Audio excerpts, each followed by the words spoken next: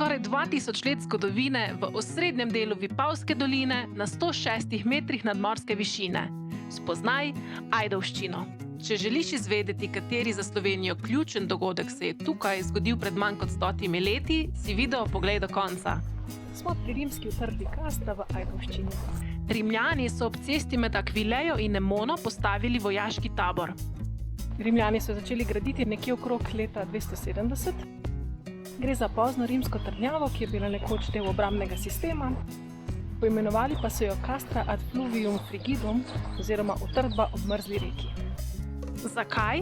Ker so jo postavili ob ledeno mrzlo reko Hubelj pri sotočju s potokom Lokavšček. To mogočno obzidje se je do danes ohranilo v tolikšni meri, da je še vedno razvidno, da je imelo 14 obrambnih stolpov in je edinstven primer rimskodobnega obzidja v Sloveniji.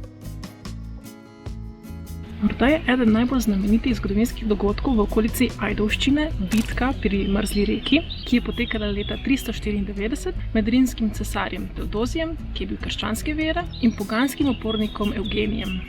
Dvodnevna bitka se je končala, ko je znamenita Vipavska burja obrnila puščice Evgenijeve vojske nazaj proti njim. Zmago je Teodozij zavedno zapečatil usodo zahodnega rimskega cesarstva in tako utrdil krščansko vero na naših tleh.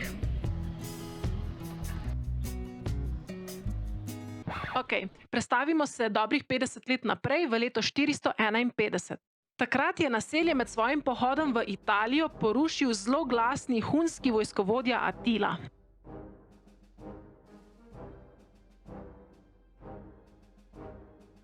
Temu je sledilo obdobje velikega preseljevanja ljudstev v Evropi.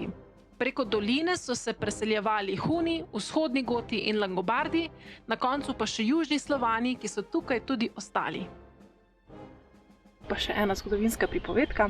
Morda veste, od kod izhaja ime Ajdovščina. Legenda pravi, da ko so Slovani uzrli mogočne razvaline Castre, so njeno gradnjo pripisali velikanom s človeško podobo Ajdom, zato Ajdovščina.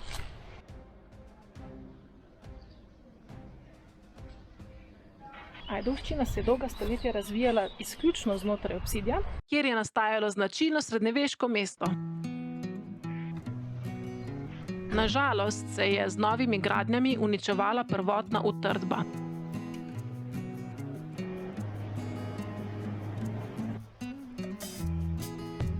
Danes je Ajdovščina mesto s 7000 prebivalci in središče občine Ajdovščina. Zdaj mesto seveda sega tudi izven obzidja in ima močno industrijsko cono s podjetji kot so Fruktal, Mlinotest, Tekstina, Inkom Leone, slavni Pipistrel ter drugi.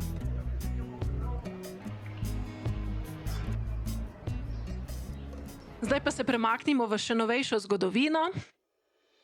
5. maja 1945 je bila tukaj ustanovljena prva slovenska vlada po drugi svetovni vojni. Za njenega predsednika je bil izvoljen Boris Kidrič. Ziher poznaš kakšno Kidričevo ulico. To je zaradi njega. To je on. Ta razglasitev narodne vlade velja tudi za razglasitev Socialistične republike Slovenije in je jasna zahteva po priključitvi Primorske jugoslovanski državi, ker je takrat še vedno formalno spadala pod italijansko oblast.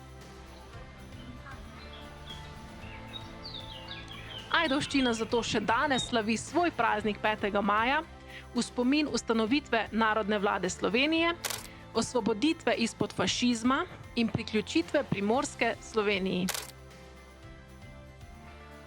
Zdaj, če ste si že ogledali kakšen 2, 3, 4 moje videe in so vam všeč, bi vam bila zelo hvaležna, če kliknete na tisti mali rdeči gumb spodaj, naroči se oziroma subscribe, tako boste dobili tudi obvestilo, kdaj objavim nov video, ker vsi vemo, da nisem še najbolj stalna s tem. Hvala.